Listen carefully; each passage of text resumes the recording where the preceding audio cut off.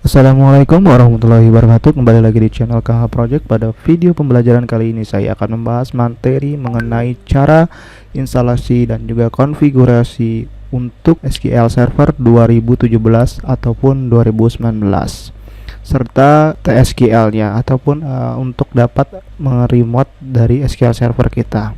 Nah, sebelum kita mulai ke video implementasi dari instalasi dan juga konfigurasinya, jangan lupa like, share, dan juga subscribe di channel apabila sangat bermanfaat. Thank you and enjoy the video.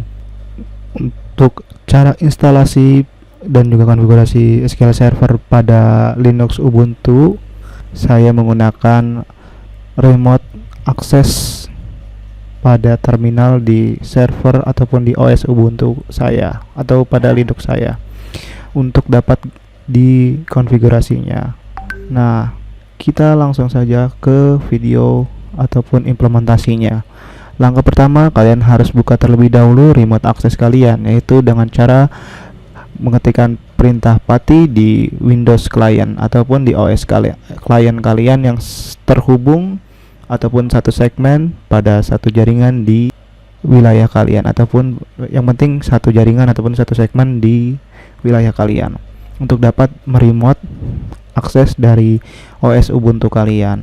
Nah, pertama kita buka terlebih dahulu PATI-nya. Bila sudah, ketikkan hostname ataupun IP address dari OS Ubuntu kalian. Kalau sudah, nanti akan masuk ke halaman PATI login yang ada di layar. Setelah itu kalian masukkan user dari OS kalian, OS Ubuntu kalian, dengan cara, kalau saya namanya server 1, passwordnya itu password untuk user server 1. Kalau sudah berhasil, maka remote access pada OS Ubuntu kalian telah berhasil. Kemudian langkah pertama untuk instalasi dari MS SQL adalah menginstal package dependensial untuk MS SQL kita dengan cara mengetikkan perintah wget http package Microsoft. Nah, ini manggil package ataupun file ataupun package dependensial dari Windows kita. Kalau udah memanggil, kita configure ataupun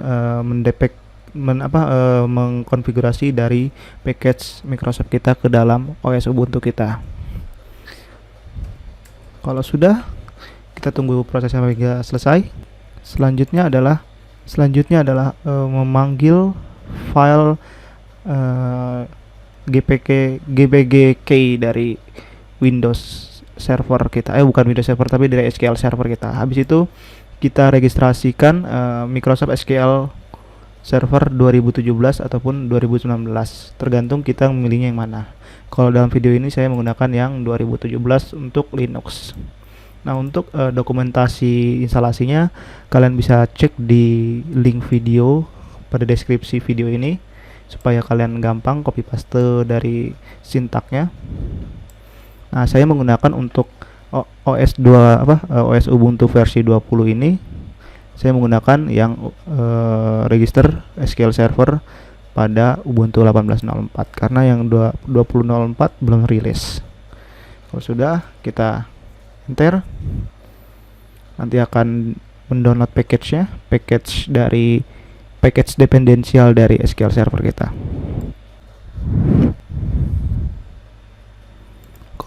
Kalau sudah selesai, selanjutnya kita download dari MS SQL kita ataupun SQL Server Engine untuk SQL Server versi 2017 kita dengan cara mengupdate terlebih dahulu package di OS Ubuntu kita, kemudian baru install SQL Server Engine untuk OS Ubuntu kita yang versi 17.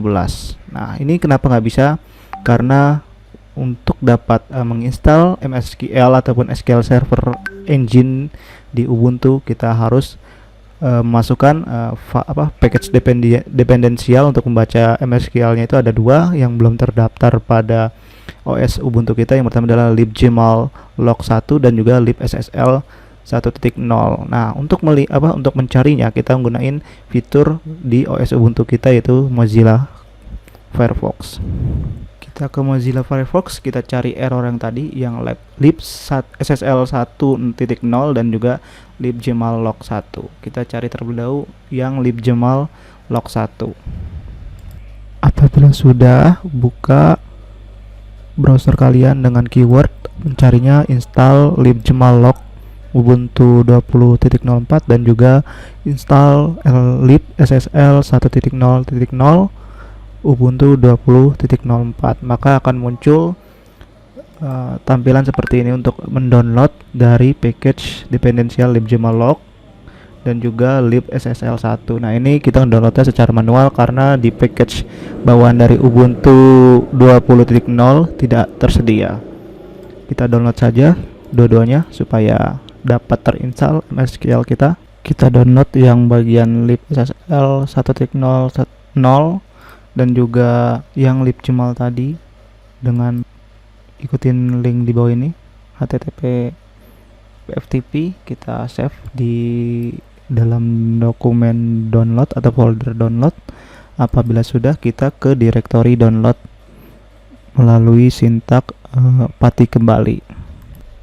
Kita pindah directory ataupun pindah folder ke folder download, kemudian kita dpkg, ketikkan perintah sudo dpkg reconfigure, bukan reconfigure tapi dpkg itu membuka package yang ada di file dep menjadi file instalan dependensial. Pertama kita yang libgmal dan juga lib SSL sekaligus saja. Kalau sudah, kita enter dan dia akan menginstal package-nya. Bila sudah, ini sangat cepat. Bila sudah, kita masukkan kembali sintak MySQL server kita tadi. Apakah telah berhasil atau belum? Kalau sudah berhasil ke download seperti ini, maka file dependensial ataupun package dependensial dari libgmal-log 1 dan juga lib SSL yang kita download ataupun juga install pada eksternal maka telah berhasil, dan MySQL Server Engine 2017 kita telah berhasil terdownload dan juga terinstall otomatis. Nantinya kalau telah selesai downloadnya, kemudian bakal keinstall otomatis. Kita tunggu sampai proses instalasinya selesai. Selanjutnya kita akan coba untuk mendownload dan juga menginstal dari SQL untuk SQL server kita, yaitu dengan perintah SQL cmd apabila telah berhasil keinstall TSQL kita. Kita tunggu terlebih dahulu SQL Server Engine kita. Ini tergantung kecepatan internet kalian. Bila sudah berhasil terinstall service dari SQL Server Engine kita, langkah selanjutnya adalah mengkonfigurasi SQL Server kita untuk dapat digunakan. Sebelum kita jalanin perintah SQL cmd. Nah, di sini ketika enter nanti akan ada tampilan menu seperti ini. Tujuannya kita akan bisa memilih versi dari edition SQL Server yang mana yang kita gunakan. Karena kita tidak memiliki lisensi, maka kita menggunakan antara yang evaluation dan juga developer. Tapi kita menggunakan developer supaya tidak ada produk key ataupun lisensi dari produk key. Nah, tujuannya supaya dapat mengkonfigurasi dan juga dapat SQL Server kita berjalan di Ubuntu kita tanpa lisensi, yang free lah intinya. Habis itu kita enter, kemudian kita yes atau y doang, kemudian kita masukkan username password dari SQL Server kita nantinya. Bila sudah, maka dia akan menginstal dari konfigurasi SQL Server developer yang kita udah buat. Tunggu hingga selesai proses konfigurasinya. Bila sudah, langkah selanjutnya adalah mengecek service dari SQL Engine kita, apakah telah terinstall atau belum. Apabila sudah hijau dan juga ada MySQL service-nya telah ada di sini, telah tampil, maka SQL Server kita telah berhasil terkonfigurasi dan juga terinstall di OS Ubuntu. Nah, supaya dapat digunakan, kita menggunakan perintah SQL, TSQL atau SQL comment untuk dapat mengkonfigurasi dari database dan juga table yang kita kelola di Ubuntu dengan memanggil terlebih dahulu GPG key kita, yaitu repository-nya. Apabila sudah, kita install terlebih dahulu curl untuk memanggil repository GPG key.